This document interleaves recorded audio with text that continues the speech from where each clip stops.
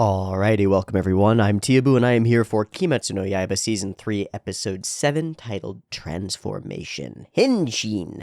I have a feeling that I know what that is going to mean, but we'll see when we get into the episode. Maybe it'll be something else. That would be bad. I hope that means it has to do with Nezuko. As far as last episode goes, Nezuko got kita, and I'm extremely sorry for this drawing. It looks way different on paper in front of me. It looks way weirder up here on camera. God, that's strange. That's strange looking. I'm very sorry. This is Nezuko ga Kita. That's the title of my art piece. And this is the beautiful, cute, kawaii Nezuko with the All Might mouth. And it turns out really strange when you mash characters together like this. I thought it would end up being kind of cute and kind of funny looking. Instead, it's just a nightmare fuel. Even worse maybe than the Akaza that I did many weeks ago when we did Mugen Train. But anyway, that's my drawing for the day, and so we're stuck with it. You're welcome. Okay, here we are. Tanjiro just got overwhelmed, kind of, by the blast and the fight and the obis and all the sashes and all the bam, bam, bam, bam, bam, bam, bam. Super cool fighting, too much breathing, not enough breathing, bad times. Right in the instant of greatest tension and greatest fear for Tanjiro's life, a mysterious figure arrives and kicks the shit out of the back of Daki's head. I thought it was going to be Tengen Uzui showing up, because we've been setting up that sort of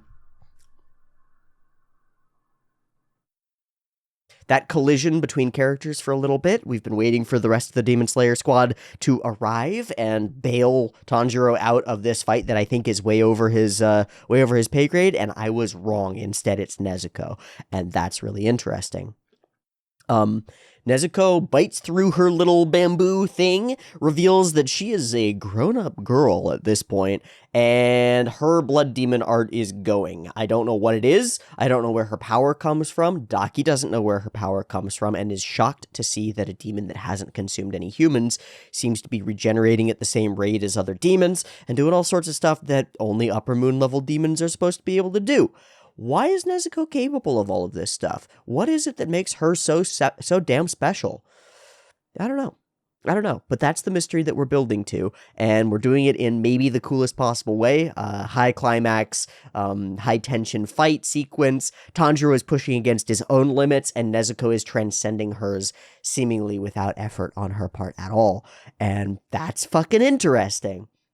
I'm excited by the potential for Tengen Uzui and the others to show up, but at present, all of my other theorization and ideas about this story and this arc have gone out the window because I'm focused entirely on Nezuko. What is she?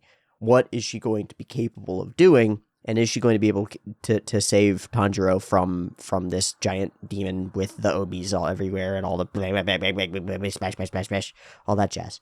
I fucking hope so. I would guess so, given that they're the main characters of the show, and I'm very interested in any scattering of information that we get about Nezuko and her transformation, like the reason she is the way that she is, why she is so powerful, why she hasn't been overwhelmed by the urge to destroy and to eat human flesh. Seems pretty important too. And what it is that makes her different seems to be pivotal for the whole of the show seems to hinge on it. It seems that the demon's plans, Muzan's plans, hinge on it. He seems very interested in finding, capturing, or destroying Nezuko. Although, if he knew that I think there's something genuinely special about her. Maybe genetically special, like cells are different or something like that. But I think there's something genuinely special and unique about Nezuko as like a new breed of demon, a new possibility of demon. And maybe that has to do with withholding the human flesh from her and not giving into the temptation stuff.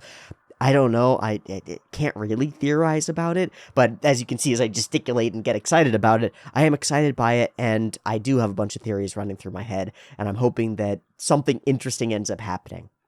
We've talked a number of times about demon slayers versus demons as sort of allegorical for certain types of temptation and change and shifting in the world, both the technological innovations that are occurring, the like exploitative and dehumanizing changes that are occurring in the world, as well as those who stand against that as sort of paragons of virtue or paladins of justice, sort of, is what the Demon Slayers kind of are in some way. And Nezuko rides the line right in the middle because she is on the side of humans, but she is a demon herself. And so all of the allegorical sort of poetic framing of all of the elements of the show come to a head with Nezuko. They come together and have to all match up and work effectively in the Nezuko circumstance for them to work effectively throughout the rest of the show. So nailing this nails everything, and failing at this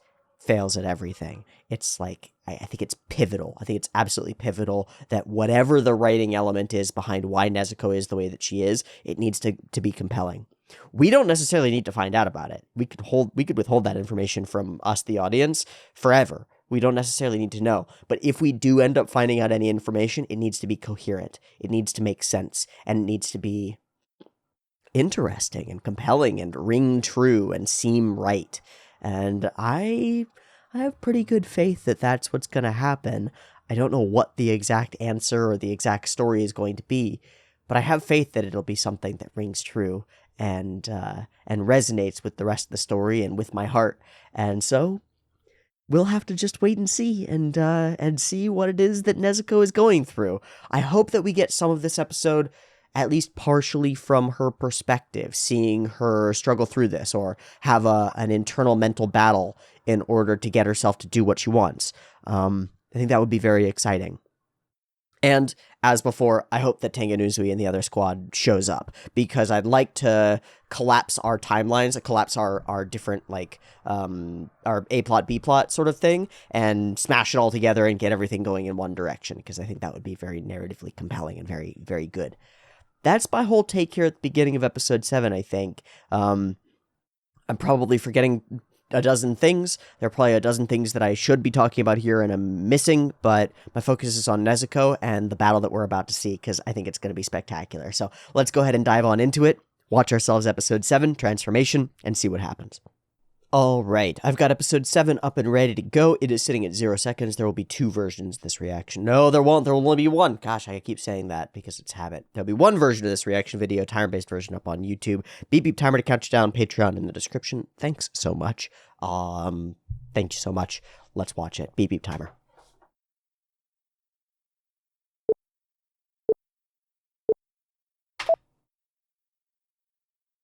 There we go. Maybe from her perspective even.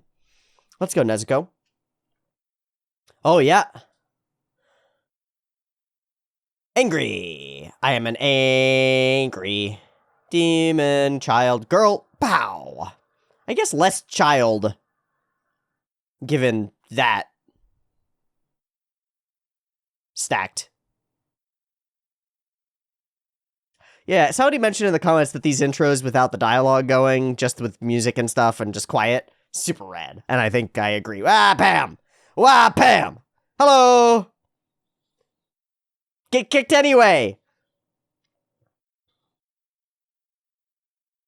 Ah! Indeed. Get wrecked, Aki.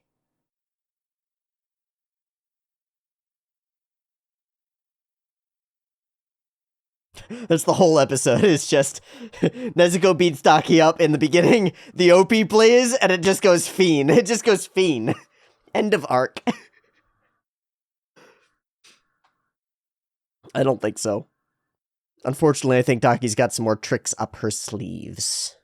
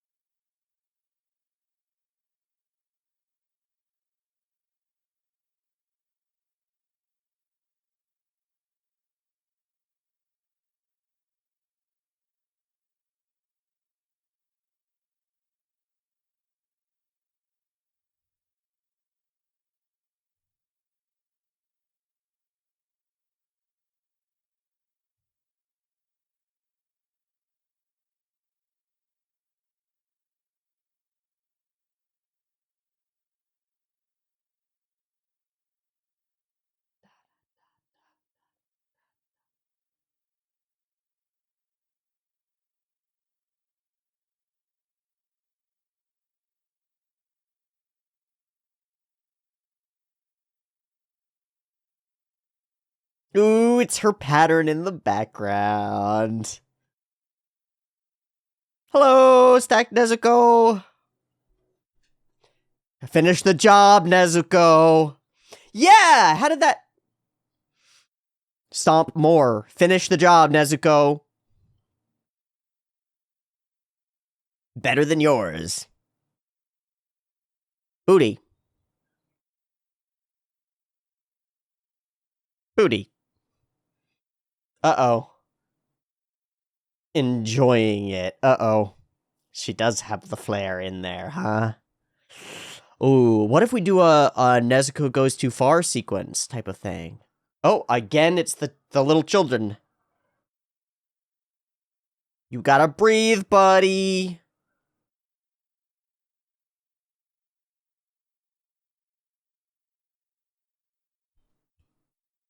There, she is losing herself in violence, huh? Interesting. Okay. Yeah, no, that's bad. That's bad. So this is that's a kill a kill. That's yeah, a classic. Oh my god.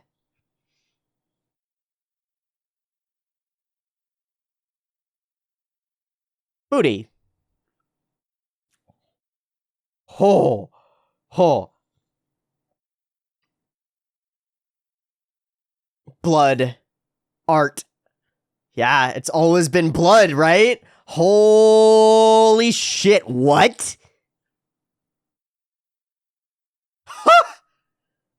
Oh, that's exploded. Oh boy. Nezuko.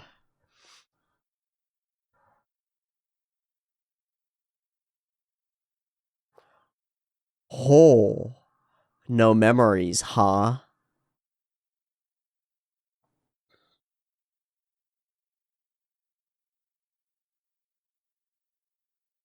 Nezuko! What the fuck? Okay, that's the coolest. Her excitement for this is not the coolest.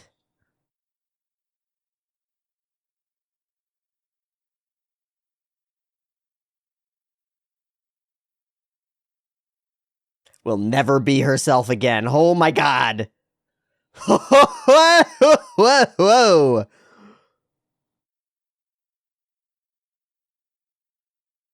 Rad. So rad. Oh, so much fun. Woo! Holy shit, Nezuko, please. No, do the murder real good, but then stop. The stopping is the hard part. Uh-oh. Uh-oh. That's human blood. Uh-oh. Uh-oh.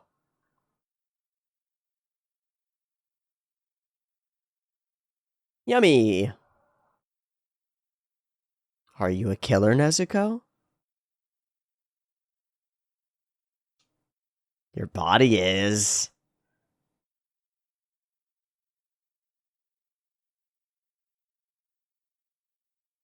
Tanji, bro? Wow, yes, actually.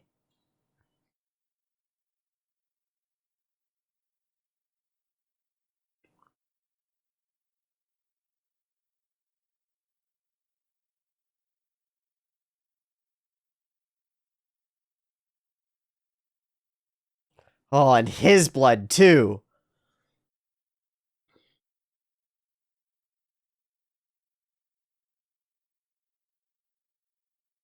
She seems fine, but yes. God damn it, Tanjiro is so fucking self-sacrificing. And so loving. She's gonna bite through your fucking sword, dude.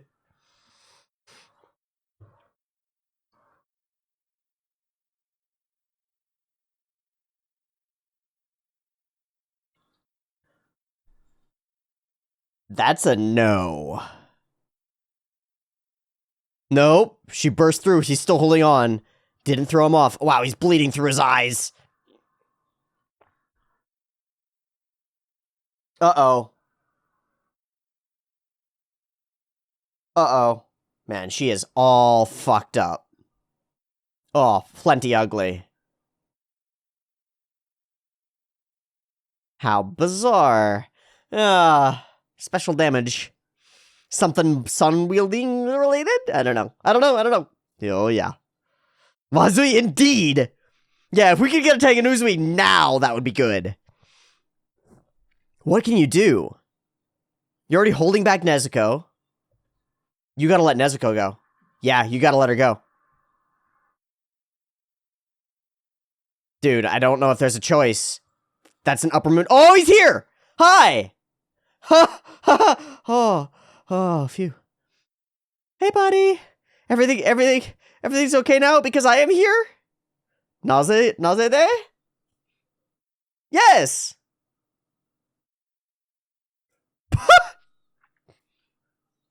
That's one way to put it! I don't even know what that means!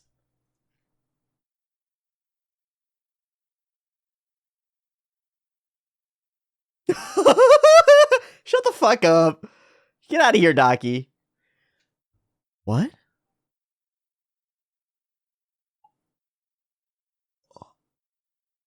What? He already? What? Just on the way in? What? Huh? Huh? So wait, is it the one in the OP? Is that what's real? What? What? What?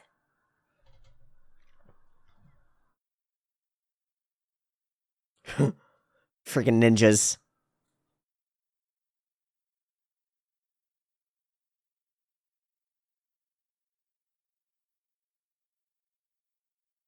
Maybe it's that way. Might be that way.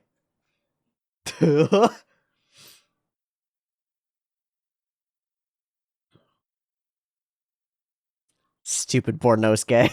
Stupid Pornosuke. He just killed her immediately like nothing. What the fuck?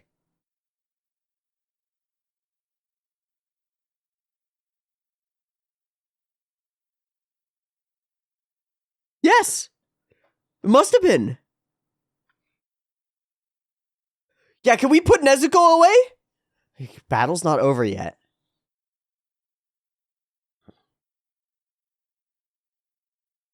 Yeah, get the fuck out of here. You too.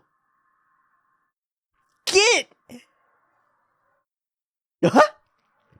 Just be unflashy. I don't know if a lullaby will do it. He will kill her if he has to.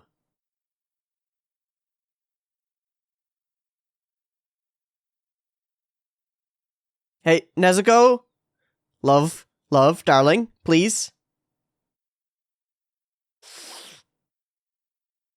I don't know what you do here. How do you communicate across this barrier?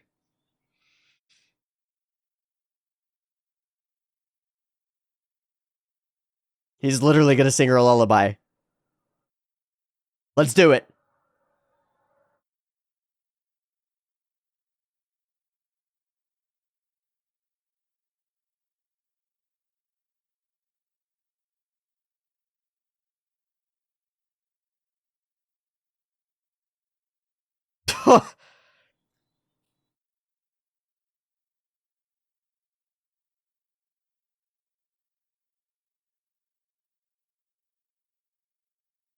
It's heartbreaking. Eyes! She has eyes! Yay! Yay! The ceiling is familiar! Ah. A memory, a memory.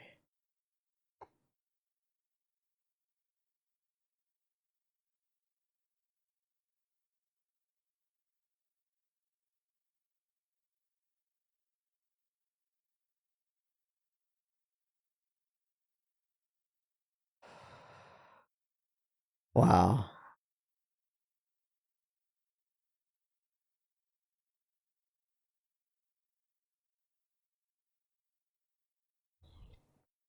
So connection to the core of her human.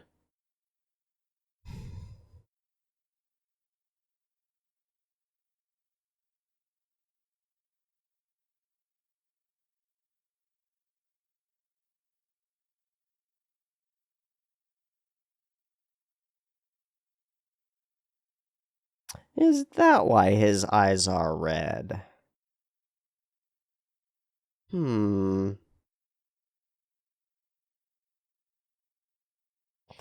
shit, Nezuko. Holy shit, Nezuko, it worked! And she's shrinking, too!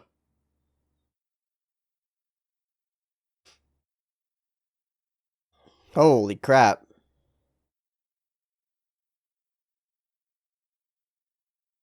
Ah, big anime tears.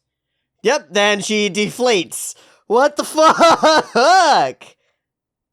Oh, she's very tiny. Very good, very good. Pat, pat, pat. Terrifying. Terrifying little demon child monster. Hanafuda earrings sway. Yeah, it worked.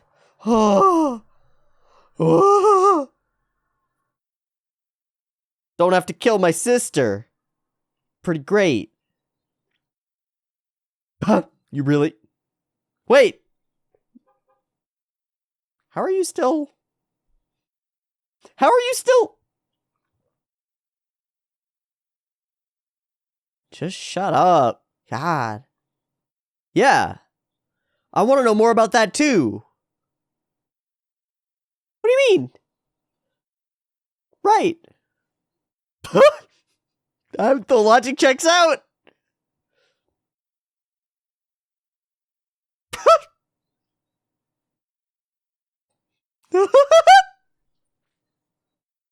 You don't seem to be very strong.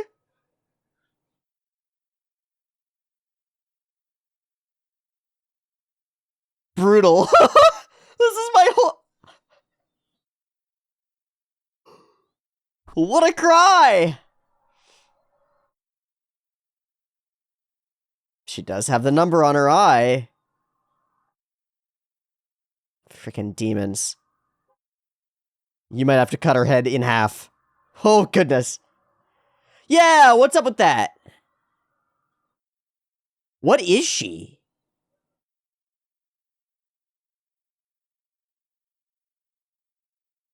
Yeah, I would keep the swords out, man. I don't trust this at all. Sorry, who?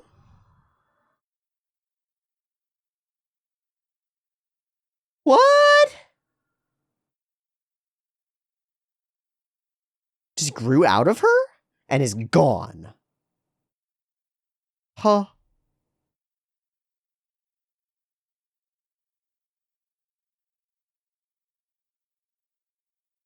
Huh?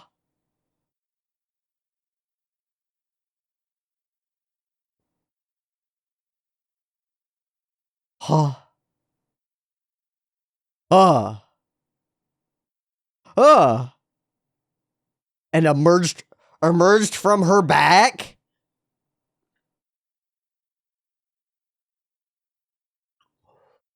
Oh.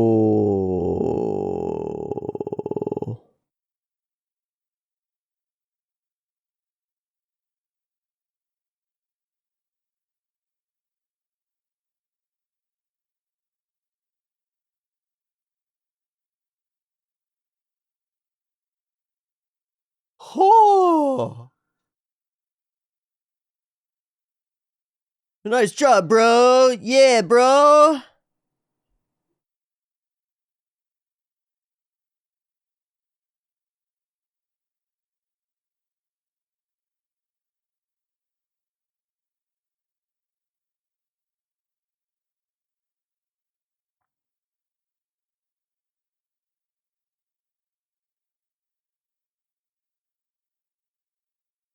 This guy's like a JoJo's character. Like, that's freaking weird. Uh-oh.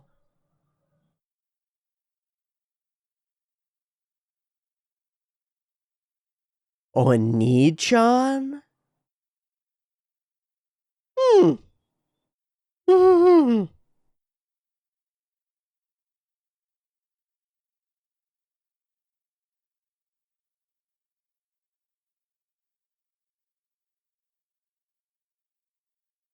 This dynamic is so interesting. She's actually a total crybaby. But what is his deal? What is their relationship? Are they one demon?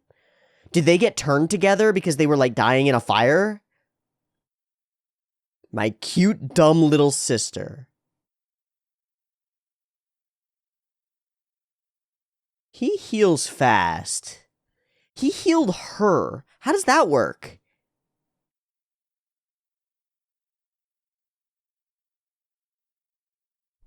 Man, he moves interestingly. Gyutaro.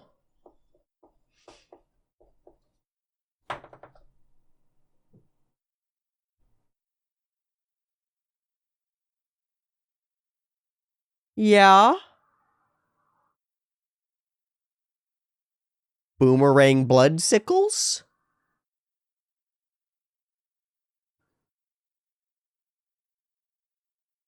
Dude, you are so... Hey, the friends are here. Guys, don't get killed. Please. Please don't get killed.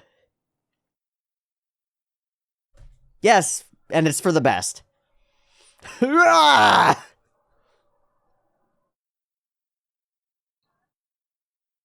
Dude, stay calm and don't get dead.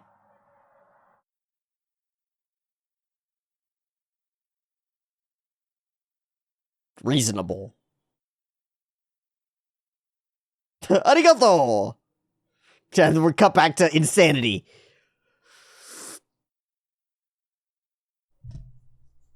Bruh. That makes it even worse, doesn't it? Yeah, he hates you a lot. So flashy.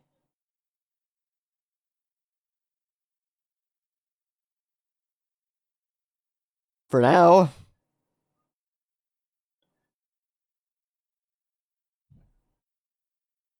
Mana!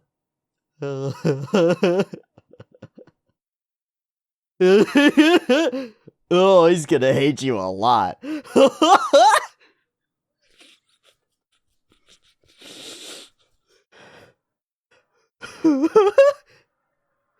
Brilliant. Uh-oh.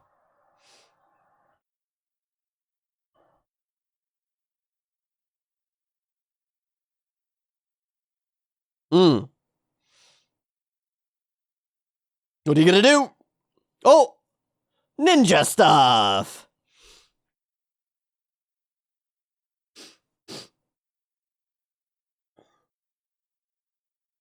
Get!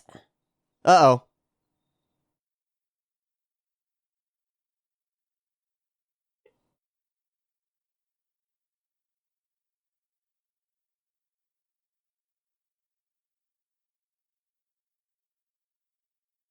That's bad.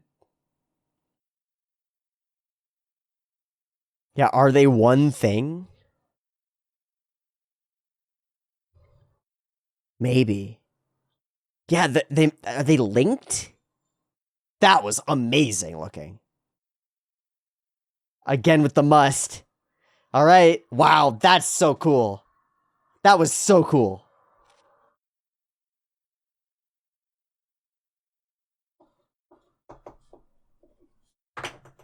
That was so cool. The zoom out sound feeling. Whoa. He's looking forward to it.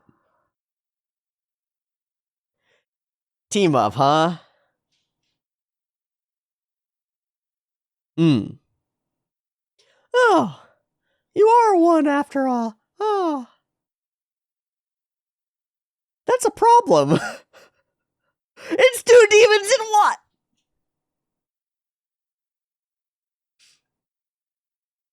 That's the coolest possible thing. They nailed the emotional pull of the Nezuko quiet scene when the mom starts singing. They nailed that. They nailed that.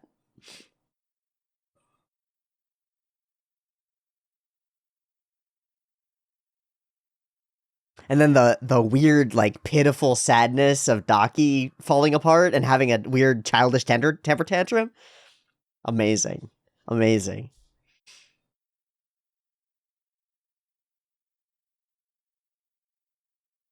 He was, like, living in her shadow. opposite of flamboyant. And then like it works perfectly as an enemy for Tengen Uzui as another dual blade wielding anti-flamboyant. Oh, it's perfect. Tengen as the upstanding flashy one, and Gyutaro as the opposite, hiding in the shadows, hating and envying. For the darkness cannot abide the light. For the darkness cannot abide the light. And here we go. Okay.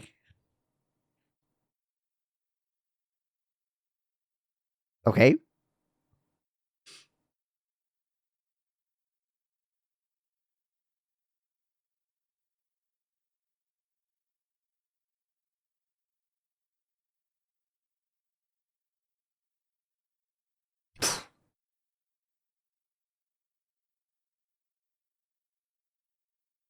Oh.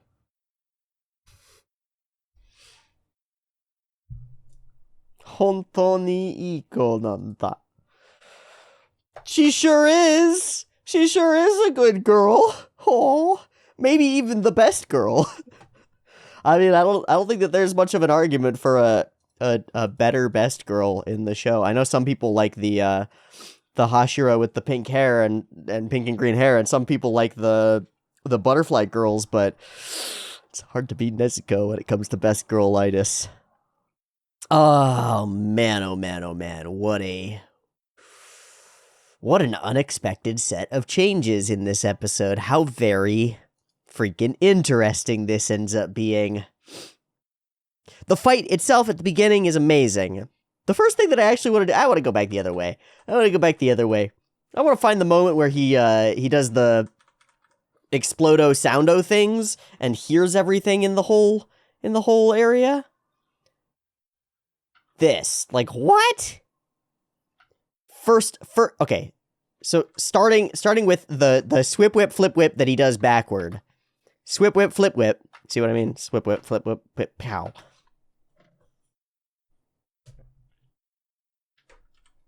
Just that is so far. It's so far beyond the norm. It's so far beyond the norm of what we see as like basic action animation. It's so three-dimensional. There are so many bits of cool lighting and framing and the swings of the swords as they go by. It's so dynamic, and it pulls away as he goes. He's moving through space the whole time. It's as animated as an animated thing can be. It's gorgeous. It's gorgeous. And it's just like a little flare. It's just a little wee fun thing. It's not even a part of the fight. Every element is so punchy and so staggeringly well put together. I love it. I love it. But this, lots of digital effects to make it happen, out into this sketchy. It's like we jump into the storyboards, and Tengen Uzui's great power is the ability to see Genga and see production materials. I think it's awesome. He sees them up above, throws the things, jumps, and slices them all. Swing, swing! What? What? Swing! That's so rad. And then big explosion, big smile, happy boy gets to fight. We are one after all. Indeed you are, apparently. So Daki and Gyutaro are actually like a two-halved, two-headed demon monster, and you have to kill both of them. You know what this reminds me of? This reminds me of the two-headed, two-tailed, bifurcated snake. It's a weird thing to bring up. But the two-headed, two-tailed, bifurcated snake, I think is what it's called.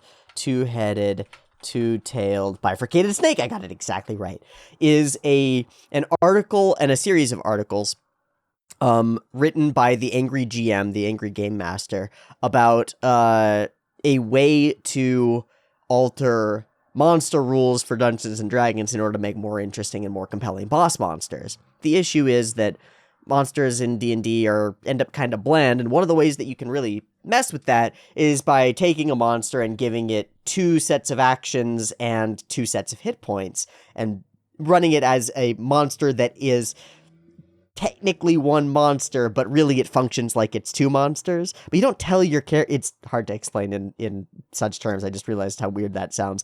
You don't tell your characters that that's happening. They're fighting the big boss snake, right? But in behind the scenes, mathematically, what you do is you run it as two snakes that are attached together, and they are one thing that fights. That's what Daki and Gyutaro reminds me of immensely.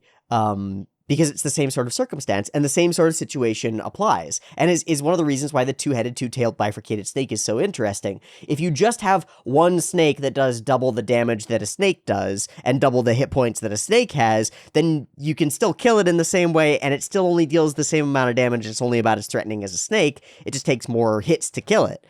If it's a two-tailed, two-headed, bifurcated snake, then if you crit on one of the snakes, that doesn't kill the other snake, and the monster keeps going. So, just like this, you cut off Daki's head, and the monster keeps going, and that's weird. It's, like, different, it's strange, and it's interesting, and it's unique, and it's novel, and it ends up being a more compelling villain in some ways. And it's exactly what happens here! It's exactly what happens here. So that's pretty interesting. And he's so pleased that he gets to have a good fight, and I'm so pleased that he gets to have a good fight, and I'm so excited by the addition of this creepy motherfucker and his cool blood demon arts. I actually really like the way that they move his whole weird, spiny, like, emaciated body. It all flows together really, really extraordinarily. There are a couple of moments where he starts moving really fast, and I find it really compelling in both cases. And we've only seen the first bits and bobs of it, and that's fucking great. So we moved backward through the last couple of minutes. Let's go back to the beginning of the episode, and we'll go through from start to finish now. Because there's stuff to talk about on the Nezuko front, and there's stuff to talk about on the Daki theory front, and there's also fighting. So, through we go. Here's our danger. Our One-san won't be herself anymore. She will lose herself in the blood and the violence and the gore and the death and the destruction and the murder and the things. So what is it about Nezuko that makes her so special? It might just be the fact that she hasn't been given blood and gore and guts and stuff, and she could be easily turned if that were the case. Fully slicing Nezuko up is amazing. I also think that the voice actress, we've mentioned Daki as a voice actress a number of times, we have an additional switch to her. So previously our switch was between cruel and condescending and sort of cutesy and holding it all together and playing the role. We go a step past cruel and condescending to actually truly enraged, vengeful, and hateful here.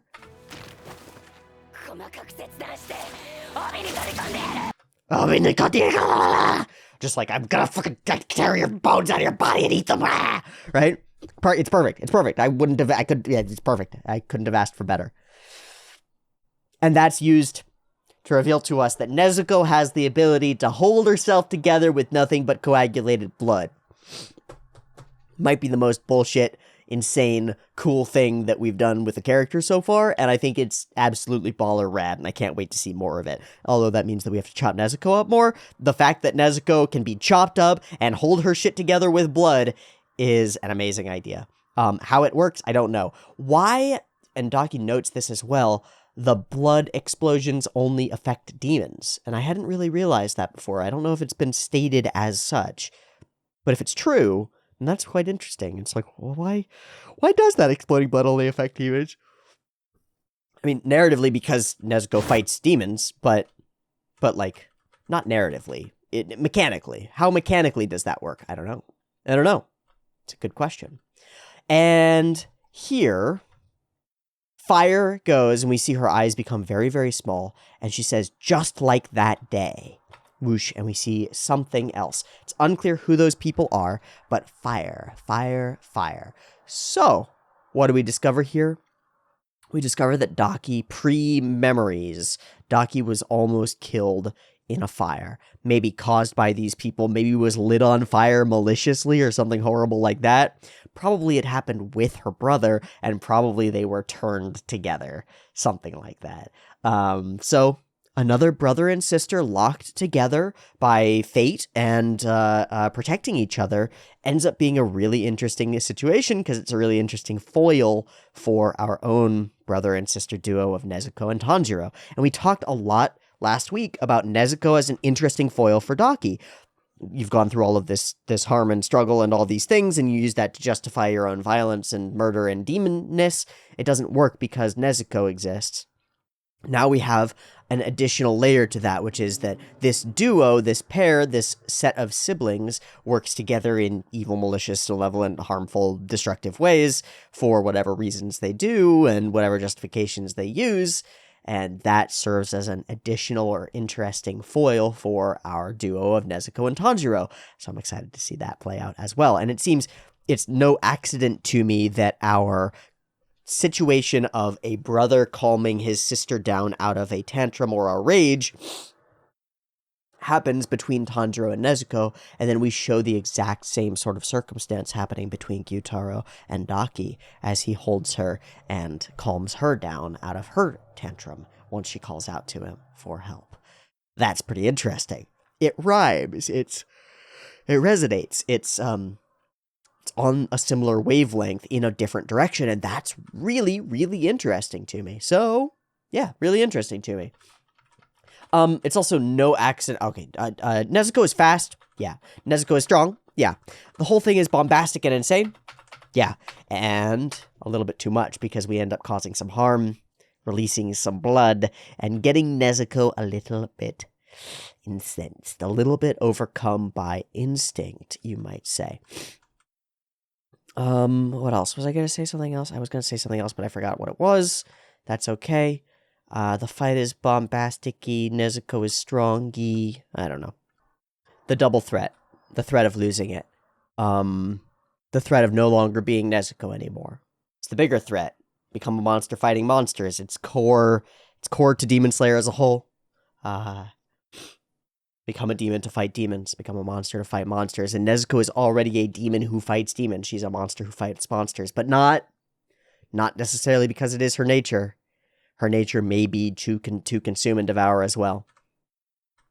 And she almost does. And she has absolutely lost it. And Tanjiro is such a good boy. Such a good boy. I'm so sorry. I'm so sorry I made you fight. He takes responsibility for all of it. It hurt. I know you suffered. I'm so sorry, but I won't let anyone hurt you anymore. That is not the danger. The danger is that she hurts others now. Destroyed Daki is really kind of creepy. It's super great. Reminds me of like Terminator with the half mask all gone. Yeah, it's pretty cool. It's pretty cool. Horrifying, slow-mo, and bam, Tengen Uzui is just here. The reveal moment is so potent. Shoop, bam, boom, shoom. Man, he just arrives. Watashi ga kita indeed. Okay, I want to see it. Boom! Out through the door. Bam! Into the wall. He stops himself without even hitting the wall. Just stops on a dime and launches forward. Boom! He's just there, in pose, and just scattered obi flying everywhere. She's just gone. Hey! The fuck are you doing? She starts talking big shit, and her head is already off. I love that we jump away from that to the goofy boy being goofy. It's very helpful. And we get a moment to think that we've almost got it figured out. But it doesn't make sense, does it? All right, Nezuko and Tanjiro out the window for a different purpose. And he tells him to sing a lullaby, and he does. And that leads to this moment that I think nails it. The color scheme is completely different. It feels like a total contrast, bright, light, blue sky, little clouds in the sky, the sun over the horizon. The outdoor thing, smiles all bound. Oh, it's so good. And then the clear, mellifluous tones of the mother's voice. Oh, it nails it. It's a little bit like the Kagura. It's a little bit like the scene where we jump out of the pivotal moment into seeing the memories in Tanjiro. It's a little bit like that. It's like ethereal. It's like connection in a different realm or in a different space, maybe in a space of memories. I think it nails the emotional aspect of the connection between the characters happening here really, really well. I think it's crucial that aspect gets nailed. Otherwise, we don't believe that Nezuko calms down effectively. Like it doesn't click to us. We don't buy it if this doesn't click to us, and this clicks to us. I think it ends up being really cool. And I think it might actually have some... It might be a little sprinkling of information about Tanjiro. Why are Tanjiro's eyes red is the question. Now, it's asking in the context of this, because, okay, so it's a lullaby with bunny eyes that are red, and it's like, why are bunny's eyes red? Which is a question that's like, well, why is the sky blue? Why do dogs have fur? Why do birds have feathers? Like, it's a question of the nature of things. But she... In a childish way, Nezuko applies that to Tanjiro's red eyes and asks the question about that. Is it because you ate red berries from a tree, Mom? It's like, yeah, that's totally the reason. But what if there's actually a reason? What if it's because he's a sun breather? Huh? What if it's something like that? I don't know. I don't know. But I will keep an eye on that because I think it's possible. Nezuko, big tears, real crying, feels... like a breakthrough in some sense. I don't know if it is, but it feels like one. I almost expected her to say something, to say a word in demon form Nezuko, like to be able to speak a word. But it doesn't end up happening that way. She just ends up crying. I still think that the emotional element of the scene is nailed. I think they really nailed it down, and I think it's crucial that it gets nailed as such.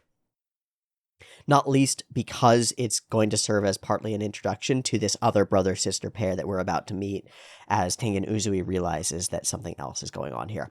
The back and forth between these characters as he's like, no, you're totally weak. I cut off your head. She's like, no, I'm so strong. is super cute. It actually makes me really like Daki in some weird ways. I guess it reveals some of her moe. Is that she's like, I'm a big evil demon. Be afraid of me. And she's just sort of a cute child. I'm amazing. You hear me? And Tengen Uzui realizes that something here is wrong, and she calls out to her brother, the shadow. Whoa. Okay, so he's not living in her shadow. We're just seeing the shadow off her back. Tengen jumps into action in the moment, and he is gooping out of her back, just appearing out of it. The same flesh. Momentum, momentum, momentum. All so slow. And whoosh! An explosion. Blast. Bam! No luck. Already gone. And he wipes his hand across her face and she heals because they are one. It's his healing is her healing. Now, two boys with two sickle blades face off versus each other, and I'm so excited for another battle between true Upper Moon demons and a Hashira. This guy is envious, hateful, cruel, gross, disgusting, has blemishes all over him, and pissed as hell about this flamboyant, tall, happy fucking man out here with authority and respect and women who love him. How dare he? How dare he?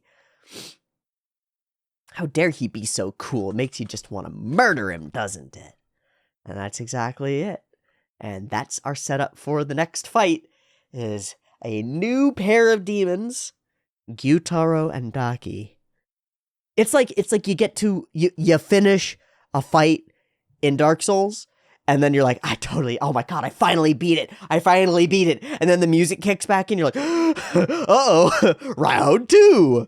The Abyss Watchers start getting back up. No, why are their swords on fire? No. Brilliant. An emotional roller coaster of an episode. A really cool set of fights at the beginning, a great reveal of a new villain in a way that I didn't expect come the end, and a total shattering of my expectation on the front of, like, there will have to be some sort of a reset to the fight. This ends up functioning kind of like a reset to the fight, because we reset the health bars in a way, right? To think of it that way. Daki's health bar is reset, she seems healed, and now she's got Gyutaro, and is a second health bar, and it's a different boss, totally different enemy now. So that's a bit of a reset toward the fight. All of our characters have combined to the same location. We need to get Nezuko back in the box, so there are some ulterior motives going on. We don't know where the other, the Kunoichi are, the ninja waifus. Don't know, but I hope that they stay safe. And everything shifts from here. We get a new demon with an unknown set of powers who's just been chilling inside Daki's body for this whole time. Maybe explains why she's been so ravenously hungry and needed so many people dead. All in all, I think this was a blast of an episode. Some interesting reveals around new powers for Nezuko. A beautiful temptation and fear around Nezuko potentially giving into her demonic side. And of course, she gets pulled back by best boy Tanjiro, the best brother that could ever be. But Yutaro steps in to challenge that title and be like, no, I'm a good brother. I'm a good brother. I'm here to protect my little sister. We will find out at some point what that storyline behind these characters and their circumstances with fire happens to be. But for now, Tengen Uzui squares up against a new pair of demons, new and old, with an unknown set of powers that I'm sure are going to be able to work together. Like, maybe he'll be able to, like, scythe through obis or something crazy like that. I don't know. In any case, I think this was a lovely episode of Kimetsu no Yaiba, and a great place to leave off. Thank you so much for watching. I hope you enjoyed it as much as I did. Hope you enjoyed the commentary and the conversation around the episode as well, and I hope to see you next week for episode 8 of Kimetsu no Yaiba. See you next week for more. Peace.